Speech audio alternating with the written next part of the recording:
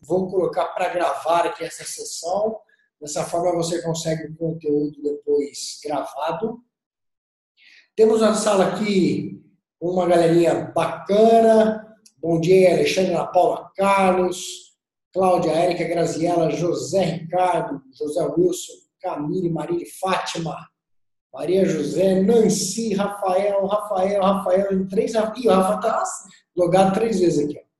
Ó. Rafael, Fabrício, Rebeca e Suzana. Sejam todos muito bem-vindos. Não tem muita gente para falar o nome de todo mundo aqui. E a dinâmica aqui, pessoal, para esse negócio funcionar é tira dúvida. Isso aqui não é curso, você está consumindo a consultoria. Então, para aquecer os motores aqui, né, Danilo? Vai lá no chat para a gente e diz o teu percentual de avanço. Lá na plataforma você acompanha, né? Quantos por cento você já consumiu de conteúdo. Vai aí no chat e diz pra gente o quanto você já avançou na transição do seu sistema de gestão. Por favor. Corre lá. 50%, Camille. Tá bem, Bora lá, galera.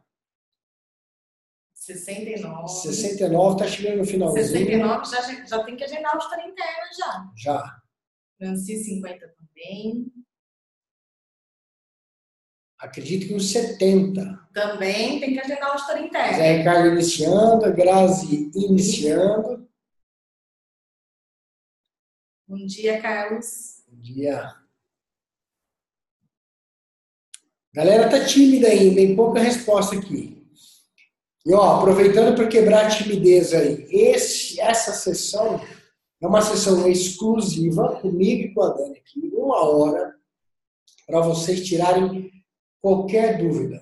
Nós sabemos que vocês têm acesso aos nossos consultores, nossos especialistas, e esperamos aqui que eles estejam atendendo vocês com muita qualidade e prestação. Eles são pessoas assim, apaixonadas pelo que fazem também, mas essa é uma sessão extra para você ir além ainda. Ou debater uma dúvida que você já tenha debatido com o consultor, debater uma dúvida nova, tirar uma dúvida de auditoria, o que você quiser. Nós estamos aqui para responder qualquer tipo de pergunta. E a ideia é que vocês mandem as perguntas pelo chat e a gente começa a responder.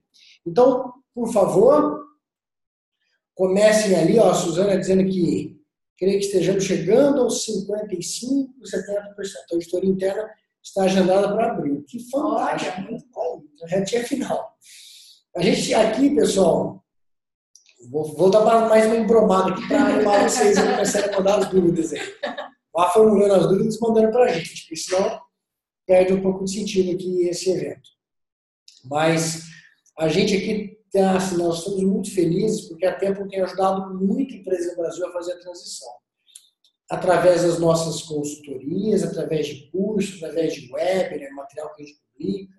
Tem muita gente consumindo o que a gente faz, né, Dani? Exatamente. E é uma coisa interessante que essa norma é uma norma que não é para parar na certificação, né? Exato. É uma norma que ela possibilita, ela tem recursos de gestão que ela possibilita que a empresa atue de forma estratégica em vários campos da empresa. Então, vocês que estão chegando ali no final, eu sei que vocês já estão falando ali de migração ainda, mas vocês que estão pensando ali, estão passando para essa parte final ali, a gente tem ali mais 4, 5 meses ali de migração efetivamente, é importante pensar no depois. Sim, né? Sem dúvida. E aí a gente aproveita e faz o convite para você participar amanhã. Exatamente. Nós temos aqui um webinar amanhã falando de pós-certificação. Que prazer. A nossa grande missão de empresa é fazer com que o sistema de gestão dure para sempre. Essa é a nossa missão. Infelizmente, muita empresa deixa o negócio passar pelos dedos e perde todo o investimento que fez, né? Aí, às vezes, 1 ano de consultoria, conquista a certificação, celebra aquilo e perde. Bom, deixa eu ver se já começaram a chegar perguntas aqui. Tem a primeira pergunta da Rebeca. Aê. Parabéns para a Rebeca aí, que inaugurou. Vamos lá.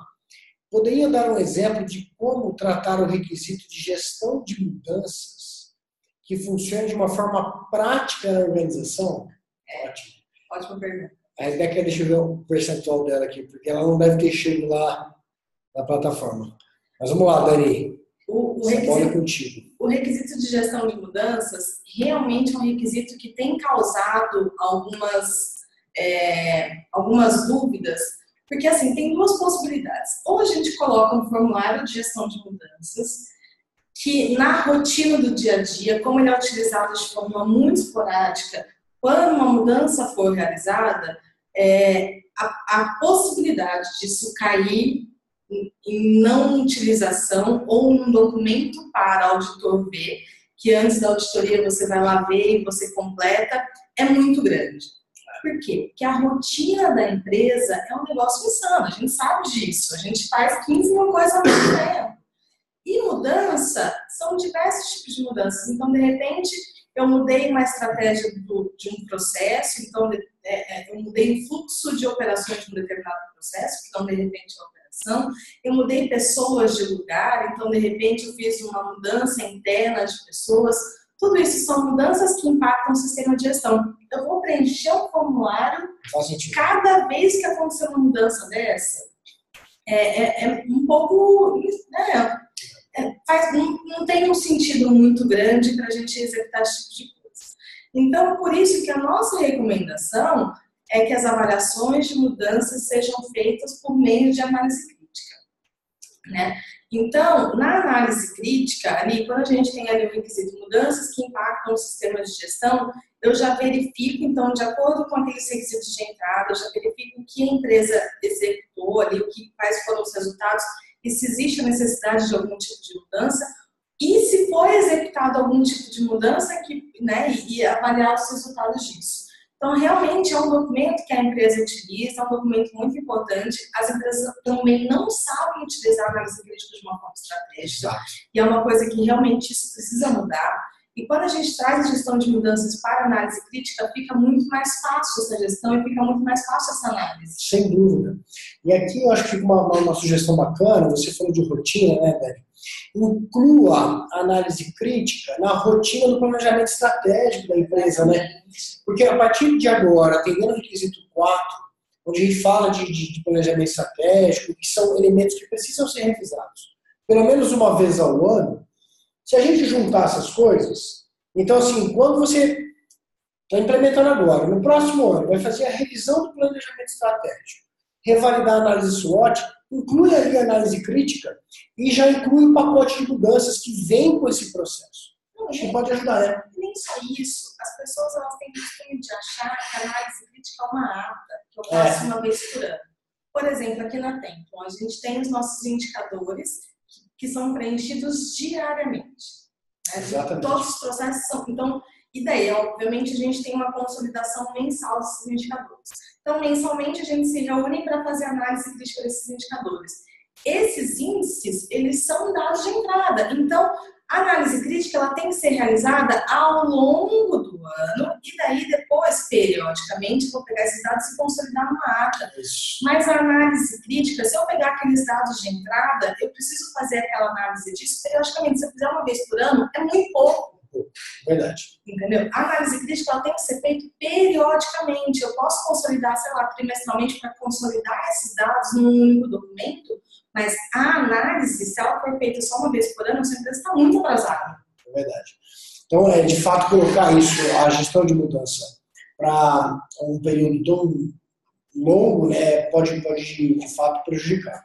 Mas, voltando lá na dúvida da Rebeca, o nosso método, então, sugere a gestão de mudanças com análise crítica, que é onde você vai discutir ali o que de fato vai ser feito e vai deixar isso registrado, inclusive. Exatamente. Junto com a análise crítica. Exatamente. Perfeito. A Rebeca talvez não tenha, sei qual que é a tua fração aí de teu percentual implementado, Rebeca. Deixa eu ver se eu acho aqui. Não sei se você respondeu, não achei. Mas isso está lá perto do finalzinho, né? Está no finalzinho. Isso, está no finalzinho depois a auditoria interna, quando a gente faz análise crítica, a ata de análise crítica, né? Que a gente já tem alguns dados de análise ali. Está lá no finalzinho, você vai achar isso já, então. Legal? Próxima dúvida aqui do Rafael. Tem uma dúvida em relação ao que realizar primeiro. A auditoria interna ou análise crítica? Vamos responder essa porque a pergunta dele é longa. Na verdade, você pode, de qualquer forma, você vai ter que fazer complementação. Se você fizer antes da auditoria interna, tem um dado de entrada. Os dados de entrada da norma, eles são obrigatórios. Então, um dos dados de entrada da análise crítica é o resultado das auditorias internas e externas. Então, de qualquer forma, se você fizer antes da auditoria interna, esse campo vai ficar em branco, você vai ter que fazer um documento complementar com os resultados de análise. Só que quando a norma fala em resultados de auditoria, não fala de auditoria interna. Então, depois da auditoria externa, você também tem que fazer uma ata complementar com os resultados da auditoria externa. Então, a primeira ali, de qualquer forma, você vai ter que fazer um complemento posterior ali, antes ou depois, não importa. Então, não tem um certo e errado, mas o interessante é que depois a análise crítica seja incorporada na rotina periódica da empresa, não só uma vez por ano. Ele completou dizendo que segue de acordo com o PDCA, em relação ao que estávamos realizando na prática, a auditoria é a primeira a ser executada. Porém, como irei contratar uma empresa de consultoria, que pode ser até a tempo para a realização de auditoria interna do SGI, gostaria que todos os processos já estivessem fechados, inclusive análise crítica. Não tem como fechar a análise crítica antes. Assim, de qualquer forma, vai ter que ter um complemento. Ela vai ficar em aberto. Ela vai ficar em aberto, de qualquer forma. Mas a gente aconselha que você faça auditoria e feche. Aqui na Tempo a gente faz depois. Daí a gente já sabe que na auditoria vai ter um item não... Fala que a empresa já sai com uma não conformidade, porque não tem análise crítica, mas a gente prefere fazer depois. Legal. Maria de Fátima pergunta: em nossa empresa, envolvemos a direção na revisão do escopo, política, objetivos e determinação do planejamento para alcançar os objetivos. Na sequência, a direção foi envolvida no contexto da organização, partes interessadas, internas e externas. Os gestores realizaram o mapeamento de seus processos e mapeamento de risco e oportunidade de todos os processos existentes para a fabricação de nossos produtos. Também revisamos o método de analisar não conformidade, ação corretiva.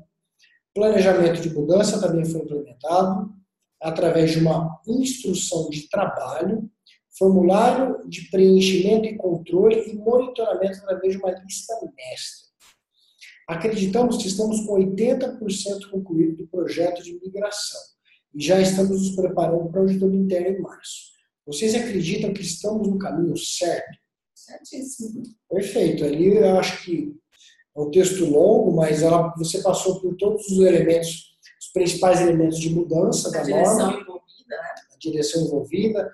Falou do item 4, falou de risco, oportunidade, falou aqui da gestão de mudança, de não conformidade. Perfeito, Mariana.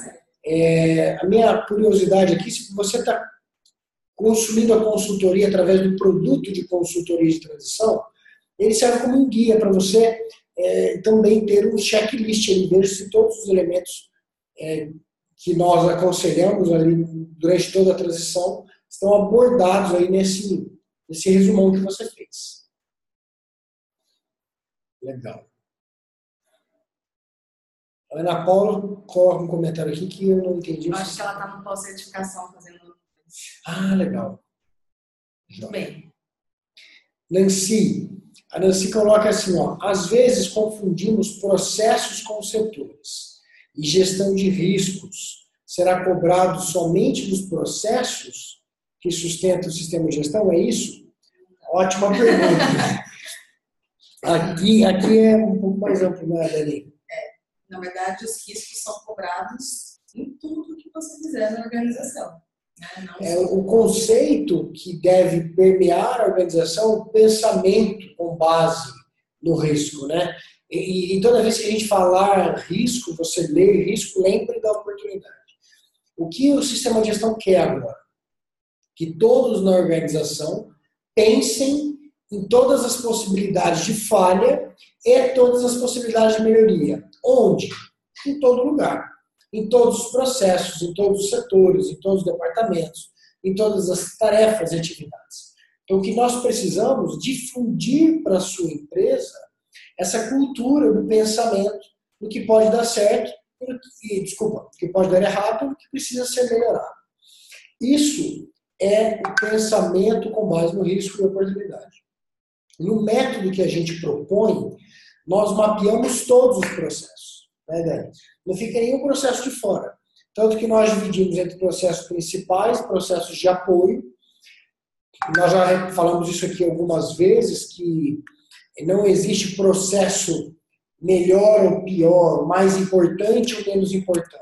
Ser principal de apoio não quer dizer. Isso, tem gente que às vezes fala assim, meu processo está listado aqui como de apoio não é importante. Não, às vezes ele é super importante. Extremamente importante. Por exemplo, financeiro, normalmente, contas a pagar e receber, normalmente são processos que são processos de apoio. Isso. Mas tem uma empresa, imagina uma empresa sem contas a pagar e receber. Não tem empresa, né? Perfeito. Então, assim, olhando para isso, se você está seguindo exatamente o método que a gente propõe, todos os seus processos serão mapeados e todos eles terão uma análise de risco e oportunidade. No seu texto, você fala que às vezes confundimos processos com setores. E aí é uma outra questão importante. A gente, no método, explica isso também. Cuidado para não confundir processo com departamento e com atividade. Para ser processo, precisa haver uma transformação. Um exemplo que a gente sempre gosta de dar. Por exemplo, dentro do departamento de finanças, tem o processo de contas a pagar, processo de contas a receber e processo de cobrança. São 3 processos distintos no mesmo departamento. Aí tem gente que fala assim, puxa, mas é uma empresa pequenininha, é uma pessoa que faz tudo. E eu quero chamar de processo financeiro, onde eu vou resolver tudo dentro de um processo só. É possível? Também é possível. Só que não confunda o processo com o departamento. É você, por um método, por acreditar que esse é o melhor para a sua empresa, está juntando tudo ali no processo. Eu acho complexo isso, eu acho que você pode perder controle, pode perder formas de medir. A gente não recomendaria isso tecnicamente falando. Mas tem gente que quer fazer, e cada empresa tem a sua realidade e ela precisa ser respeitada. Então, importante, não confunda realmente processo com atividade, nem processo com departamento. E nosso conselho, que todos os processos sejam mapeados. Saindo daquele negócio antigo da 2008, que havia ali uma restrição de escopo e alguns processos eram alijados do sistema de gestão. Eu, particularmente, eu acho que eu concordo também, a gente não gosta disso. Não, e não só por isso. Por exemplo, normalmente, quando a gente tem empresas que têm uma pessoa que executam diversos processos, normalmente essa pessoa ela acaba se perdendo dentro dessa rotina. Por quê? Porque tem um monte de coisa para fazer e daí acaba se perdendo dentro dessas atividades. Então, quando a gente faz um mapeamento separado, realmente correto, né? Então, o processo, independente de ser uma pessoa que faz ou não, consegue ficar mais claro, a gente consegue eliminar gargalos de uma forma mais eficaz e daí a gente consegue deixar uma rotina de trabalho para essa pessoa que faz um monte de coisa ficar melhor. Uma dica importante que, com base em feedback de clientes, muitas empresas, os nossos clientes, estão usando o método que nós criamos e sugerimos para mapear processo para substituir a instrução de trabalho, para substituir o procedimento, porque às vezes tinha ali um procedimento, uma instrução de trabalho que não era tão clara, e quando você faz com bastante capricho esse mapeamento da forma que a gente propõe, tem tudo ali. Quem é o responsável, como que monitora, quais são as entradas, atividades, saídas, requisitos de saída, recurso, risco, oportunidade, está tudo ali. Então o pessoal imprime aquilo grandão, distribui ali ou põe numa parede e ali tem as respostas de como aquele processo precisa acontecer. E é claro, se as atividades listadas no processo são muito complexas, ou tem muito detalhe, vale às vezes você criar uma instrução de trabalho, dando a instrução passo a passo de como executar uma atividade. Ótimo, obrigado aí pela pergunta, excelente. A Camille pergunta o seguinte, a análise crítica permanece nos requisitos da norma? Opa, eu acho que vai ser difícil sair. É muito importante. A análise crítica realmente é o que a gente fala. Normalmente as empresas fazem ali 1 dia, 2 dias antes da auditoria e não utilizam isso de uma forma correta. Mas é muito importante. Muito importante. De novo, você talvez não tenha encontrado isso ainda, porque no nosso método a gente deixa isso lá para o finalzinho, e depois da auditoria interna. Então, vai chegar lá. O Rafael pergunta o seguinte: no item 5.1, é obrigatória a criação de uma equipe de gestão? Não, item 5.1 é liderança e comprometimento, se eu não me engano. Não é obrigatória a criação de uma equipe de gestão.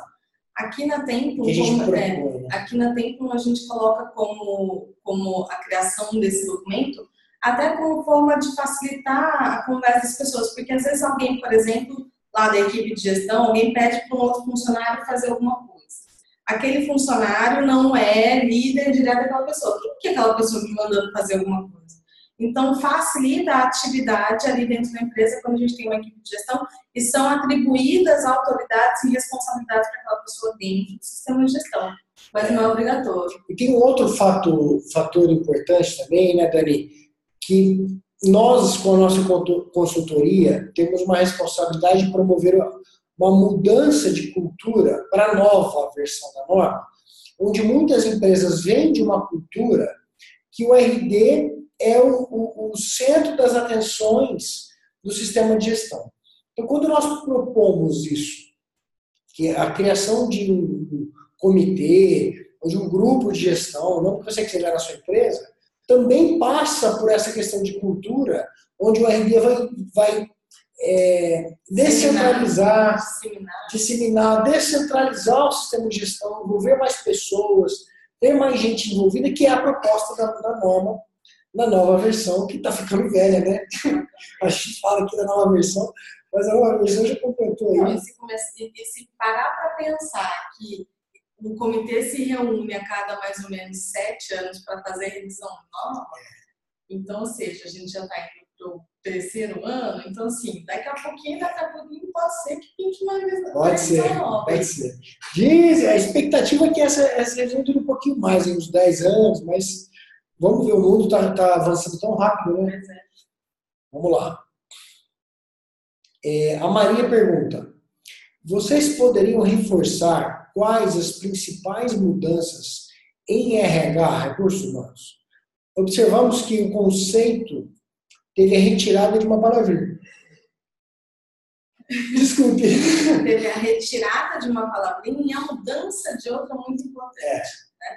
Então, na versão 2008, o critério de competência ele era definido por experiência, habilidade, treinamento e conhecimento. Experiência, habilidade, treinamento e conhecimento.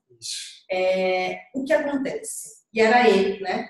Então, era conhecimento e habilidade, e experiência e conhecimento. Essa habilidade sempre foi um objeto de muitas auditorias. As pessoas não entendem, é difícil como que eu vou comprovar a habilidade? Então, eu tenho que fazer um teste, eu tenho que fazer. Então, realmente, isso é um objeto de bastante atenção, tensão ali na auditoria e mesmo ao longo do processo de implementação. Daí, o que a norma fala hoje? Ela tirou a habilidade e ela fala a competência é um critério de ou conhecimento, ou experiência, ou treinamento. Então, quando a gente coloca um ou, não é obrigatório que eu tenha os 3. Então, entra naquela questão, eu tenho um funcionário aqui da minha empresa que ele não tem ensino superior, como pede a descrição de cargo, mas ele está há 15 anos, ele é a pessoa que mais tem experiência nesse negócio e é a pessoa que melhor sabe fazer. Daí, antes, o que as empresas normalmente faziam? Colocavam uma cartinha de capacidade técnica para atender ali. Então, hoje aprendeu isso. Exatamente. Então, a norma ela teve essa mudança. Então, se a pessoa que está há 20 anos na empresa, que apesar de não ter uma formação, um estudo, alguma coisa, é a pessoa que mais conhece, que mais faz, ok, tá tudo certo. Tudo certo. Entendeu? Então, ela realmente traz essa realidade. E uma outra mudança também, que começou pequenininha e que eu acho que é uma coisa que ao longo das próximas revisões começa a vir um pouco mais estruturado, que é a questão do conhecimento organizacional. Isso. Então, hoje a gente verifica o conhecimento dos processos e a gente verifica as competências. O que é importante?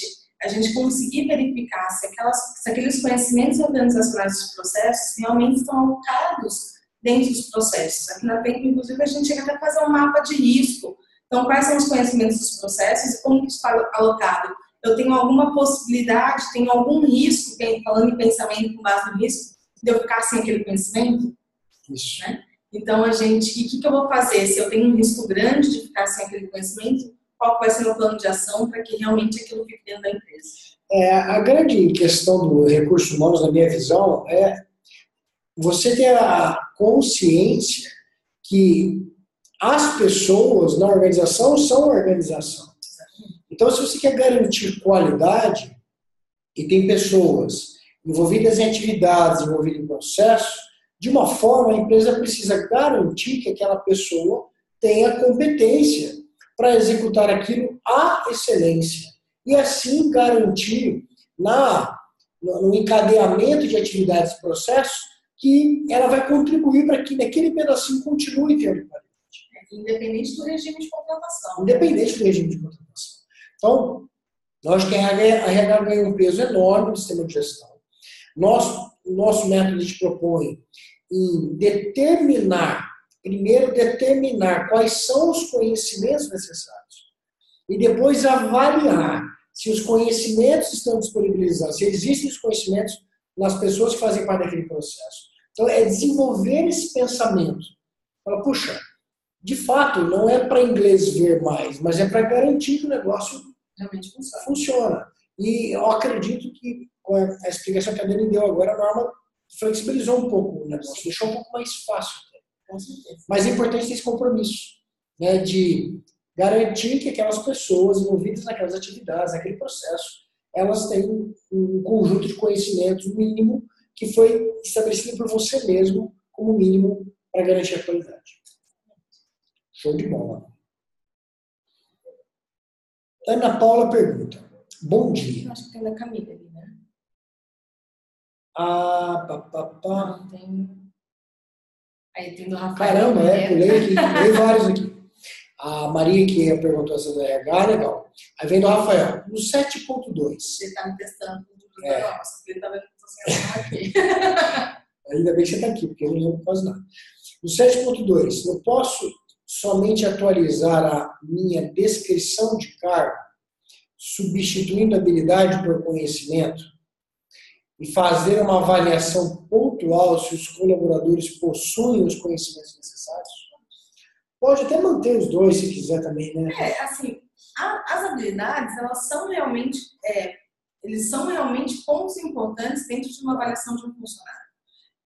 Realmente é uma coisa, você tem habilidades inerentes àquela atividade que precisam ser verificadas. Por exemplo, a gente fala muito aqui, comunicação, falar em público, por exemplo. Tem determinados tipos de funções que exigem essa habilidade da pessoa falar em público, por exemplo. Assim como outros cargos exigem habilidades específicas também.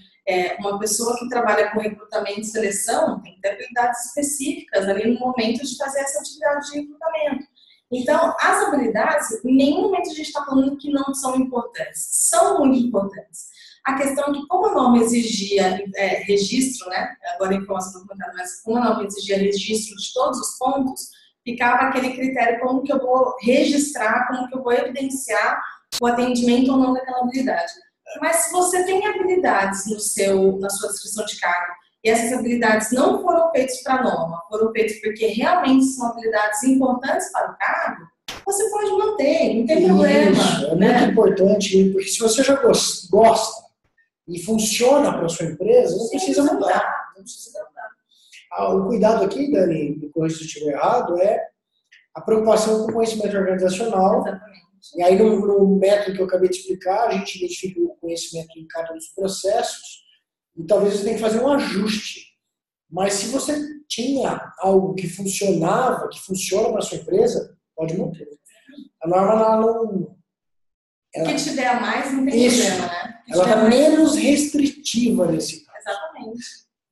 Então, o que tiver a mais igual o manual da qualidade, né? Isso. Eu preciso tirar? Não, o fato de não ter não quer dizer, o fato de não ter na norma não quer dizer que você não possa ter.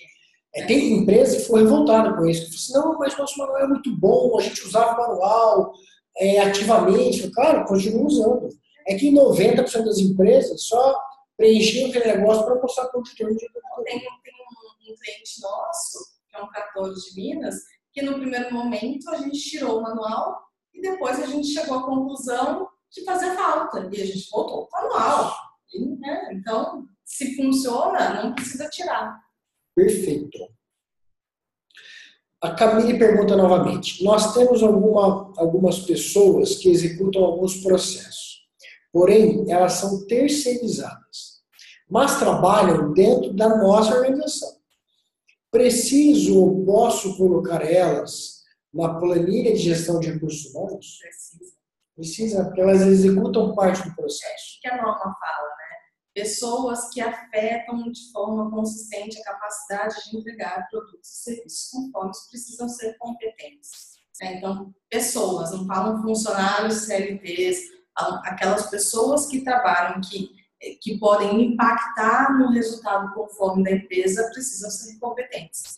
De repente, o que você pode fazer é ter duas planilhas, às vezes por uma questão trabalhista, que a gente sabe que o Brasil tem algumas questões, né, apesar de já ter flexibilizado um pouco, tem algumas questões, de repente você pode ter duas planilhas, uma para cada tipo de contratação, uma para funcionários terceiros, uma para funcionários contratados, CLTs, de repente você tem algum tipo de diferenciação desse tipo, mas que precisam ser controlados, precisam sim. Perfeito. Legal. Ana Paula pergunta, bom dia, gostaria que falassem sobre a mudança de 2008 e 2015 do cargo de RD. Qual a importância dessa pessoa na empresa? Fundamental. Muito legal essa pergunta. E a gente já debateu bastante nisso, né, Dani? Porque, assim, a norma extinguiu a função. Então, se você correr o texto, você não vai encontrar... Mas não extinguiu o papel. Exatamente. Então, qual é a nossa opinião, o nosso conceito de especialista e consultoria? O RD é uma figura essencial para o sistema, porque ele acaba funcionando como um interlocutor, muitas vezes entre consultoria e empresa, ou um interlocutor entre norma e empresa. A empresa continua precisando de alguém que entende a norma. Seja esse RD que vai fazer sozinho, vai ler a norma, interpretar e tentar se virar, ou esse RD vai contar com a ajuda de alguma consultoria e vai funcionar como interlocutor. Além disso, a gente acredita que o RD tem um papel muito importante para fazer o sistema de gestão continuar fluindo. Porque no dia a dia, cada vez mais a norma está disseminando, né, e descentralizando a responsabilidade, de tal forma que o gestor daquele processo tem mais conhecimento sobre norma, mais conhecimento sobre indicador, etc. e tal, mas a gente entende que é importante ter alguém ali aglutinando as coisas, ter alguém ali dando a liga no sistema de gestão. Fazendo o sistema de gestão fluir, rodar. Eu vejo assim. Bom, com certeza, eu falo assim, tirou a função, mas não tirou o papel. O papel de uma pessoa ou uma equipe, no nosso caso a gente até fala equipe, né? A equipe de gestão, uma pessoa ou uma equipe que vai coletar esses dados e que vai passar as responsabilidades e que vai verificar se aquilo está sendo executado, se o sistema está sendo melhorado continuamente, é o papel daquele RD ou daquela equipe que foi nomeada para aquilo. O correto, na minha visão, até estou pensando nisso agora, para ser bem honesto com vocês, eu acho que o nome deveria mudar, porque o nome foi ingrato, representante da direção. Na verdade, os RDs agora viraram gestores de sistema de gestão. Esse é o correto, os RDs viraram gestores de sistema de gestão. Por que houve a mudança? Eu sou uma pessoa que procura entender o porquê das coisas. O nome ingrato de representante da direção delegou o sistema para uma pessoa. Aí toda a direção falou assim, não, eu preciso desse negócio. Tenho aqui uma pessoa aqui, o problema é dela. Tem diretor que nem participava de auditoria. Quando foi extinto da norma, foi caramba. E além de extinguir o RD, veio mais responsabilidade para a alta direção. O que eles estão mostrando? Falou, olha, nós queremos as pessoas mais envolvidas. Legal, então, poxa, a norma está querendo pessoas mais envolvidas. Tá, mas eu não preciso de mais ninguém? Não precisa. Agora você precisa de um gestor do sistema de gestão. Não tem o gestor de RH, o gestor de finanças, as pessoas que garantem que aquele determinado assunto aconteça na empresa. O RD vira um gestor de sistema de gestão. Ele garante que o sistema de gestão aconteça. E assim como em todos os outros departamentos, as responsabilidades são compartilhadas, são disseminadas. Né? Pode parecer filosófico, mas não é. A gente pensa assim. Rafael pergunta. Estou na sequência certa, né? Sim. No 7.2, falando em educação, treinamento ou competência, vale também para novas contratações? Por exemplo, quando contratar uma nova pessoa, eu não preciso treiná-la nos procedimentos operacionais se ela já possui competência necessária? Vamos lá. Aqui tem duas coisas diferentes, isso é uma coisa inclusive que a gente conversa muito com os nossos consultores aqui internamente. Integração é uma coisa, descrição de cargo é outra. Né? Então, obviamente, quando uma pessoa é contratada, independente dela já ter aquela competência necessária, tem ali o processo de integração, que nesse processo de integração a gente vai verificar quais são os procedimentos, vai passar a cultura organizacional da empresa, vai verificar como que a empresa funciona, os procedimentos internos. Então, procedimentos internos, cultura da empresa, treinamento da política, treinamento dos objetivos, procedimentos internos, não são conhecimentos de descrição de cargos, são conhecimentos de integração. Obviamente, se a pessoa já está trabalhando, teve uma mudança no procedimento, as pessoas envolvidas serão treinadas, mas como treinamento interno, não como parte da descrição de cargo. Então, treinamentos de integração é uma coisa, treinamentos de descrição de cargo é outra coisa. Ele coloca até frisando se a pessoa tem competência, se ela pode não ser treinada nos procedimentos operacionais. Não, ela precisa passar por isso. Aqui, por exemplo, nossos os consultores novos contratados, eles já têm experiência em norma, eles já têm experiência dentro do sistema de gestão. Mas a gente tem um processo interno de consultoria, que a gente tem a nossa plataforma, a gente tem nossos procedimentos internos. Então, mesmo que a pessoa com profissionais super experientes que a gente tem aqui, quando entram na técnica, precisam ser treinados nos procedimentos internos. Tem questões operacionais, com certeza, da sua empresa, que essa pessoa talvez desconheça. Algum software diferente, algum software diferente, alguma política diferente, que precisa ser passado para essa pessoa. É nem que você faça menos, por exemplo, eu contratei uma pessoa que veio de uma multinacional, que fazia mais, aqui nós somos menores e tem menos software, menos processo. Até essa adaptação é importante. Porque a cultura, né? Você não pede cada empresa tem a sua própria cultura. Exatamente. A Nancy pergunta, fiz o curso das principais mudanças da norma lá no BV. Isso basta? O que teria que fazer mais? Não. Ou teria que fazer mais algum curso, como de auditoria interna? Outra coisa, a empresa não vai pagar curso para todo mundo. Eu mesmo posso dar o treinamento para os demais? O curso de auditoria interna você só vai fazer, você só precisa fazer se você for fazer as auditorias dentro da sua própria empresa. E daí, nesse caso, precisariam pelo menos 2 pessoas para fazer esse curso, porque uma pessoa não pode auditar o próprio trabalho. Então, assim, obrigatório para isso. Eu acho fundamental que todo mundo que trabalha com o sistema de gestão faça o curso de auditoria interna. Porque você vê um olhar diferente. Então, quando você estiver vendo uma coisa, você já vai ter aquele olhar de auditor. Como que o auditor ele pode olhar isso daqui? Qual que é o melhor caminho a seguir? Então, eu acho, para um profissional da qualidade, eu acho a junção das competências ali é o treinamento de interpretação mais o treinamento de, pelo menos, o treinamento de auditor interno. Eu acho que fecha essa competência dentro de uma pessoa que trabalha com o sistema de gestão. Obrigatório não é. Você não vai ser cobrada por isso na auditoria. O treinamento que você fez, por exemplo, basta, né? Nesse sentido. Mas... E o que a gente recomenda também para o resto da organização, se você for e fez um treinamento no ABV legal, está tendo mais conhecimento sobre as mudanças, a gente recomenda pelo menos um treinamento de entendimento da norma. O que é a norma? Porque acontece com muita frequência. Tem lá o pessoal, vou citar o departamento de finanças, que nunca teve muita atenção em ISO, né? Aí aquele sujeito fala, não, puxa, ele se sente excluído até, patinho feio. Fala, não, nunca fui auditado, nunca participei de auditoria e tal. Agora a gente está mapeando o processo de finanças, as pessoas estão começando a ser envolvidas. Mas não entendem muito bem o que é.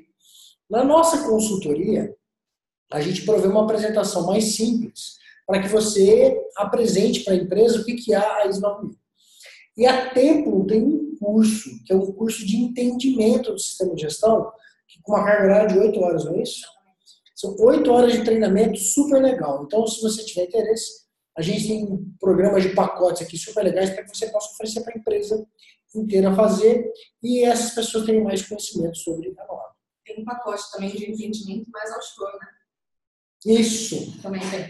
É bom, bem lembrado. Para quem não fez ainda a formação de auditor, importante lembrar que esse curso precisa ser ministrado por um auditor líder para que ele tenha uma validade, um reconhecimento mesmo. A Templum tem um curso em parceria com um organismo certificador, que é um organismo australiano, a QMS, e esse curso tem 98% de satisfação. É impressionante, todo mundo que faz gosta muito. Também o curso online, a carga horária dele são 16 horas, na nossa plataforma. Vários exercícios práticos. Vários, super legal. Quem tiver interesse, já sendo cliente, sempre consegue aqui bons negócios com a gente. Rafael pergunta, estou usando a planilha turbinada de vocês para a transição também para a nova versão da 14.001. Obviamente com foco ambiental. Há algum problema em ter as informações das duas normas integradas na planilha? Inclusive a nossa não tem. O que a gente pode fazer por você, Rafael? Me diz aqui qual produto você está consumindo da Templo nesse momento, porque a gente pode fornecer para você a planilha do sistema de gestão integrado 14 mais 9, já na versão 2015. Aí você vai ter o melhor da nossa consultoria para isso aí. Ele está usando a migração da 2015. Então não. A gente já passa qual que é a razão social da sua empresa, que daí a gente passa a planilha atualizada na 9 mais 14. Você. Legal. Passa um e-mail para mim, aí deu para Dani, igor@templo.com.br e a gente vai resolver isso para você. Tá bom, Rafael? Tá aqui, ó. Tá bom. Fiscal. A gente manda para você a planilha integrada. Show de bola. Legal. Próxima pergunta da Ana Paula diz o seguinte, só para esclarecer, o RD, o gestor de sistema de gestão, ele pode ser esse auditor interno? Pode, desde que não audite o próprio processo, daí precisariam ter outras pessoas formadas dentro da própria organização. Talvez você esteja perguntando isso por uma questão de imparcialidade, né? Então, se eu implementei esse sistema de gestão, eu vou auditar. Quanto a isso, não tem muito problema. Na verdade, o que a gente indica mesmo é que a auditoria interna seja feita por uma empresa externa, né? Mas às vezes a empresa não tem custo, alguma coisa, e prefere formar pessoas internas. Daí pode ser, não tem problema, desde que a parte específica do sistema de gestão não seja auditada por você. O auditor interno é sempre importante ter alguém da empresa. Mas como a Dani colocou, a execução para uma empresa, um terceiro, traz para você mais evidência, traz para você um novo olhar, experiência. Então, é legal, é sempre muito legal e não é um investimento muito alto. Aqui na Templo, por exemplo, uma auditoria interna hoje é em torno de R$1.000 o dia, 750, entre 750 e R$1.000. Tem um preço para cliente e um preço para não cliente aqui. Mas em torno desses valores não é um absurdo. Então, em geral, a maior parte das empresas precisam de um dia e meio de auditoria, 2 dias no máximo, assim, é o que é necessário para a maior parte das empresas. O José Wilson pergunta, olá, a Templum como consultoria, acredito que mensura onde os seus clientes estão pecando, mais os outros... Estão pecando mais do que os outros. Mais do que os outros dos auditores. Durante as auditorias de certificação e manutenção, pergunto, quais são os itens da norma? Entendi. Onde que... entendi. Então, assim, a gente como consultor deve monitorar onde que a galera está pecando, onde eles estão indo mal. Né? Então, a pergunta dele é isso. Onde que estão acontecendo a maior parte dos problemas? e são encontradas não conformidades. Legal.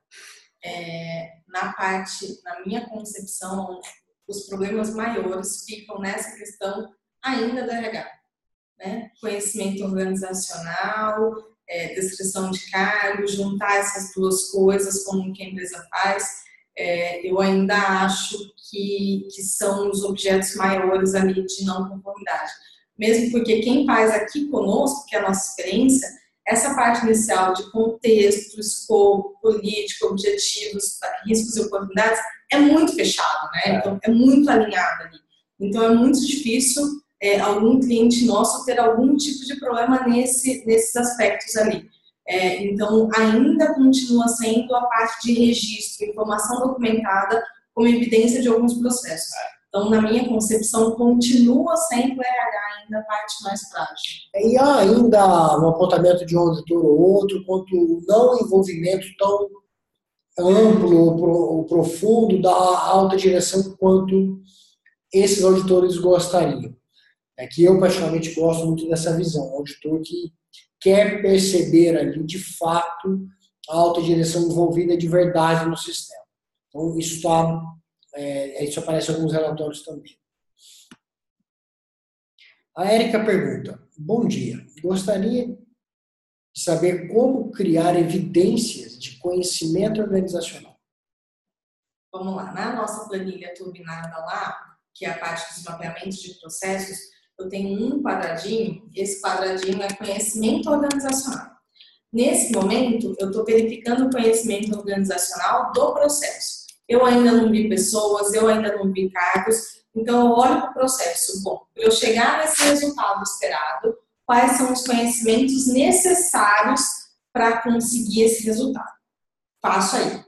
Depois eu vou lá para o RH. Eu vejo faço a descrição de cargo, de acordo com o cargo da pessoa, né, de acordo com o resultado esperado por aquela função, e eu coloco lá quais são os conhecimentos necessários para aquele cargo. O que acontece? Eu tenho duas análises importantes que eu preciso fazer como evidência de atendimento do conhecimento organizacional.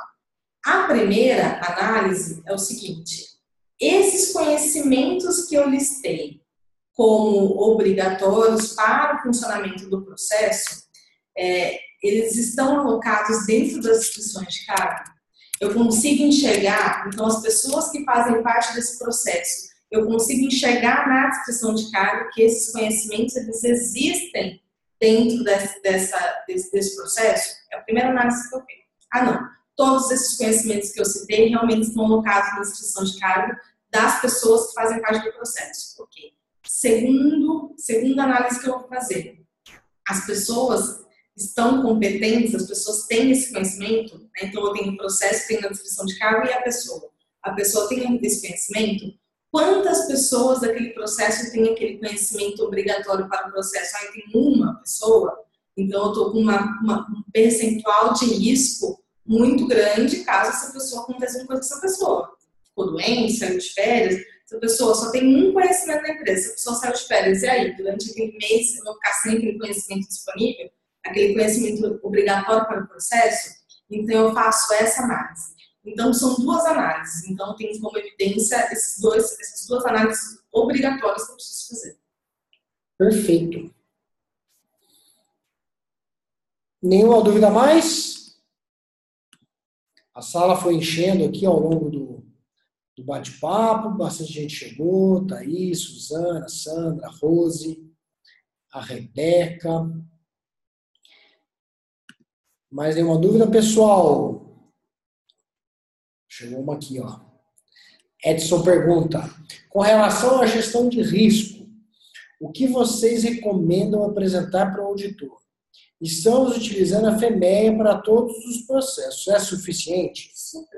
Mais do que suficiente, né? A nossa consultoria, ela se ampara na 31.000, né?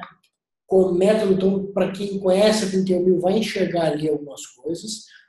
Lembrando que a gestão de risco, ela tem que estar permeada. Então, ela começa lá no contexto e vem passando por toda a organização.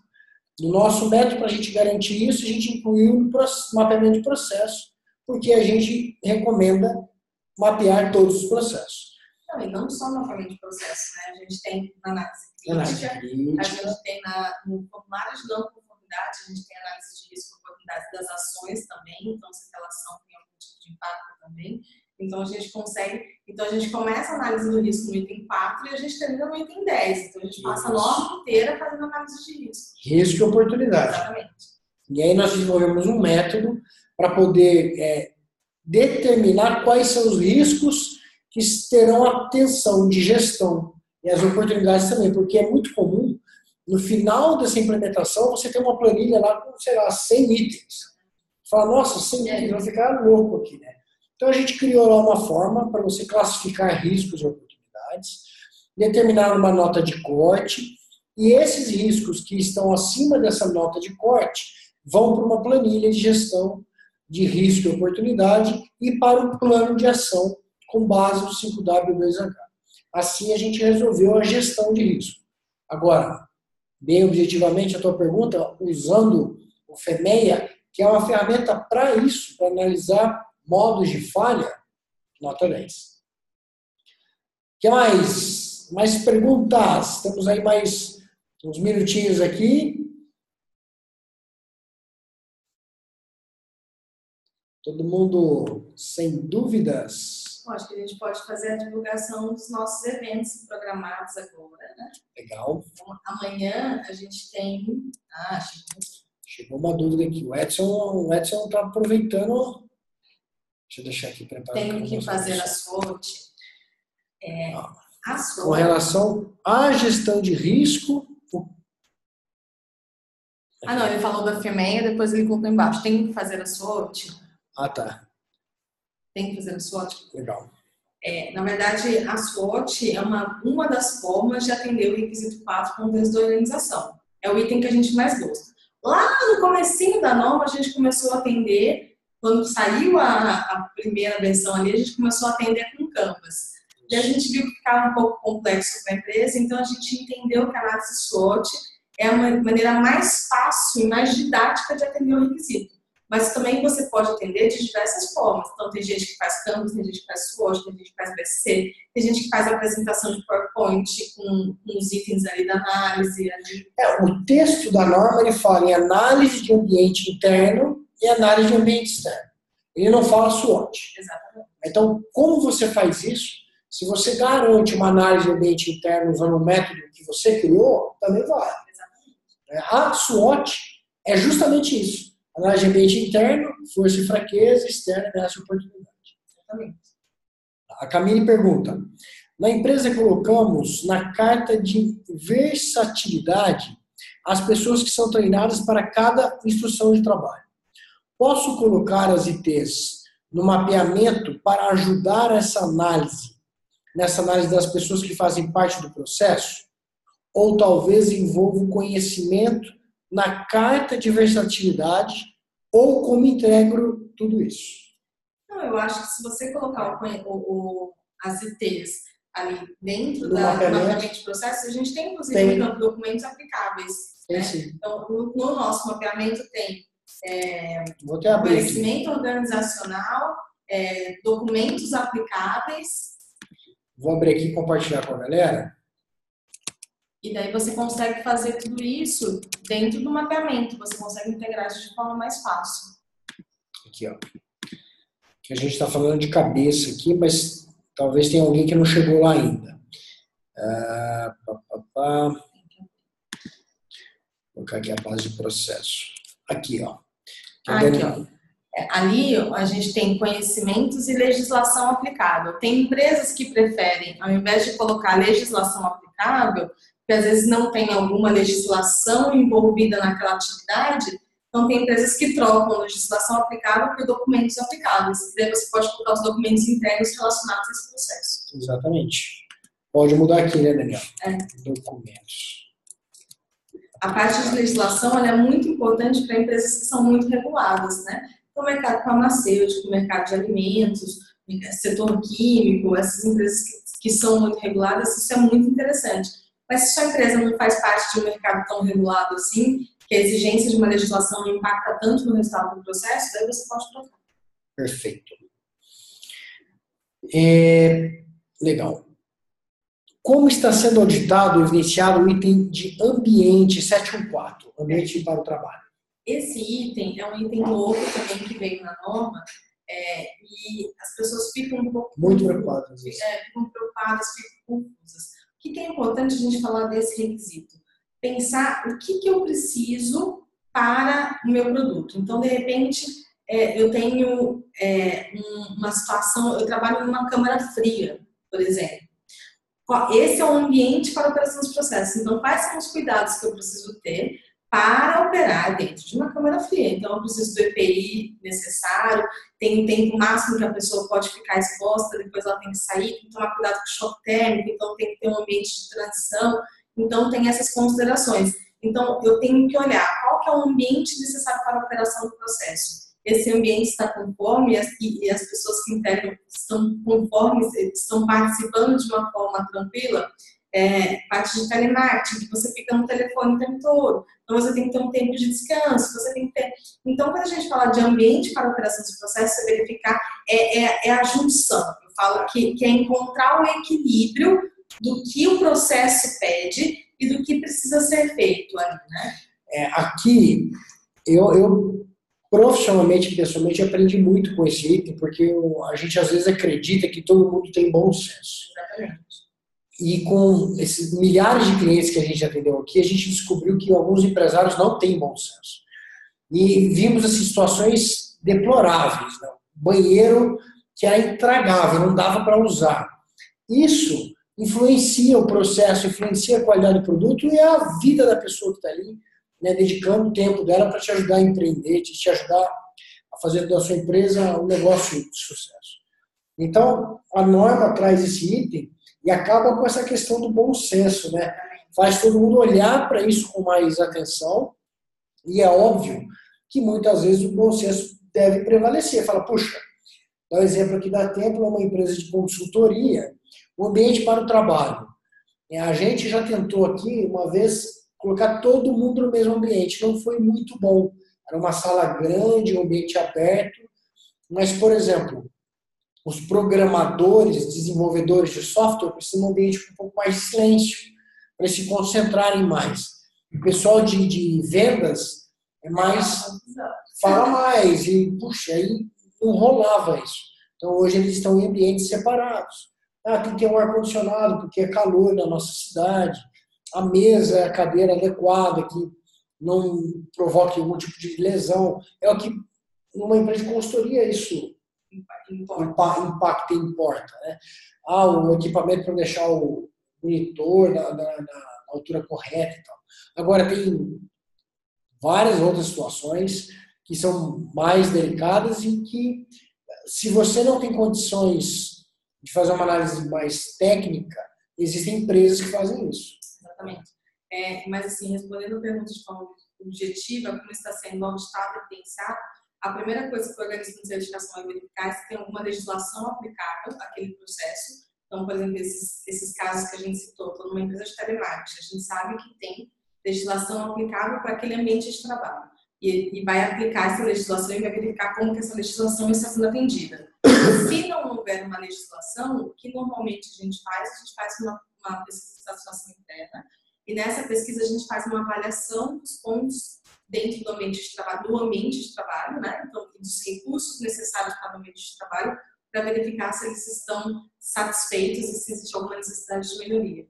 Quem trabalha, por exemplo, muito tempo em pé, é obrigatório ter aquele piso anti-estresse, por exemplo, para você diminuir o impacto, etc. e tal. Quem tem o risco de derramamento de líquido, tem que ter lá um piso também que consiga escoar aquilo e diminuir a possibilidade de risco de queda e tal, coisas assim.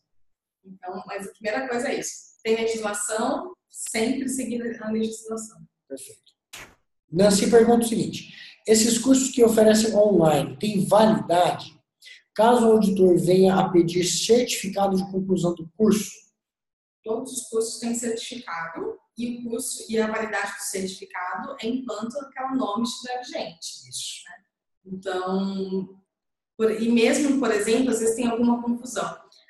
O curso de auditor interno é um curso baseado na ISO 19011. Não é um curso da ISO 9001.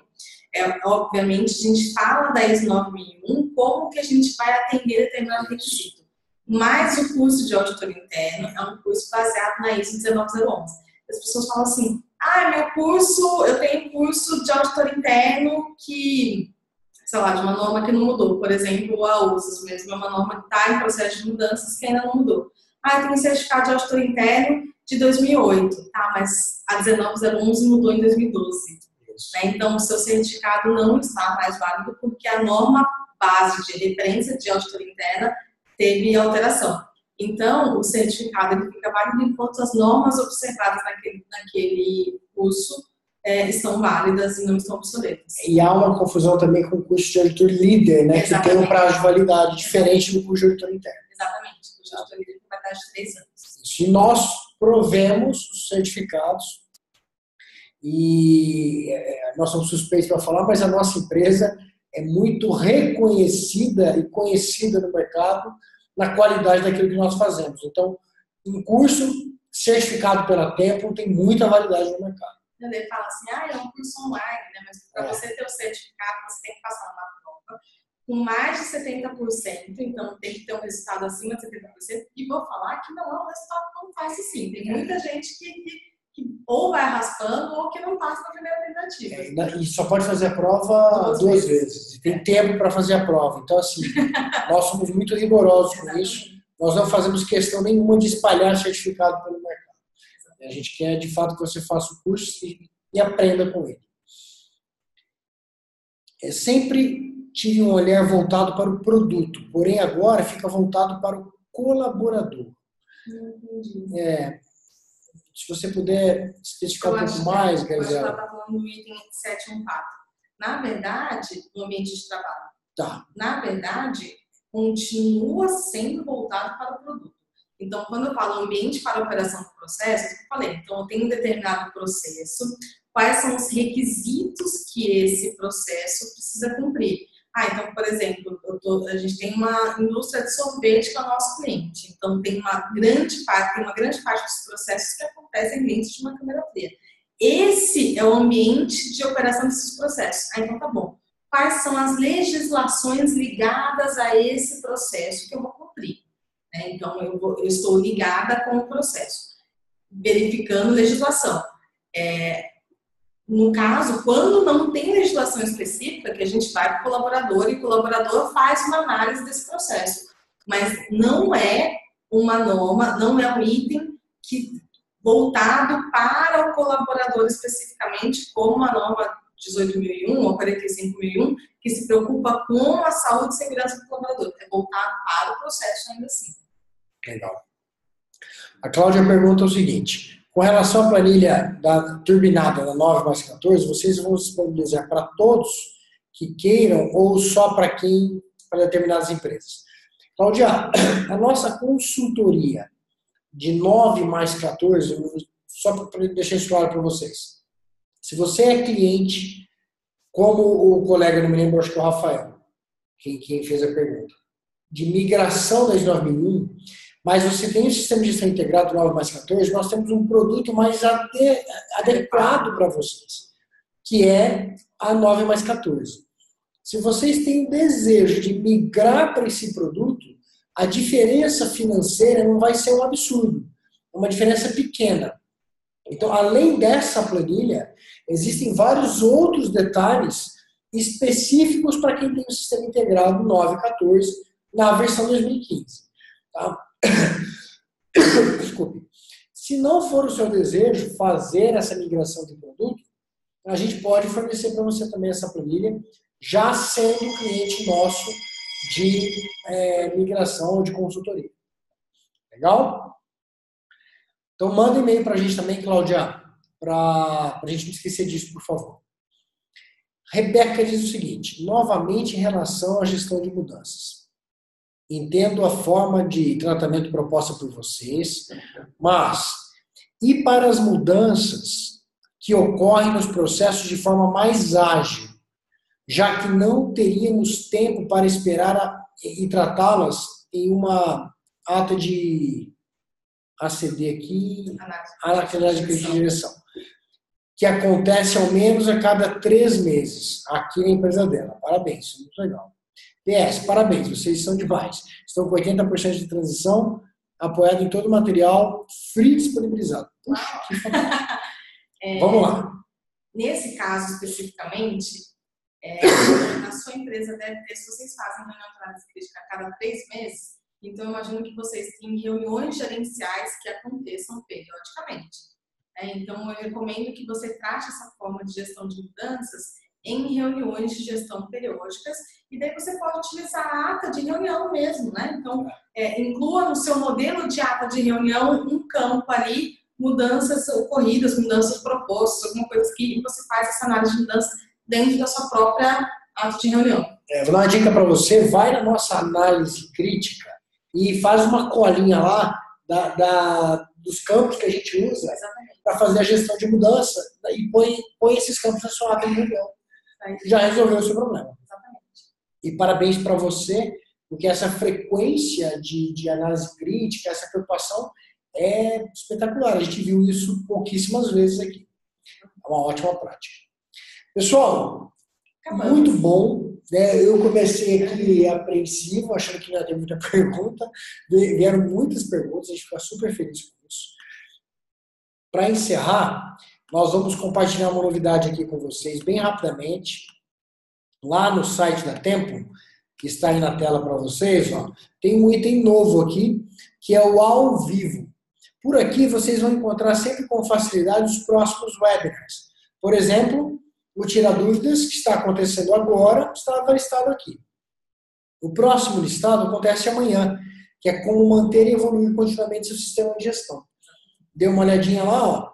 Já tem 140 pessoas inscritas, amanhã às 13 da tarde. Depois nós temos no dia 5, falando das diferenças entre OSAS e a ISO 45001. Tem pouca gente inscrita ainda, isso aqui deve aumentar bastante até o dia 5. Vai lá e se inscreve. E por aqui você vai ficar sabendo o que está rolando. O que mais que eu queria mostrar aqui? Ó? Isso aqui eu queria mostrar para vocês. Os cursos que a gente comentou. Aqui em cursos tem o curso de entendimento da ISO na prática, curso de transição da ISO na versão 2015 e a formação de auditor. Esses dois cursos combinados, eles são vendidos num combo. Vou entrar aqui para ver se aqui fala do combo.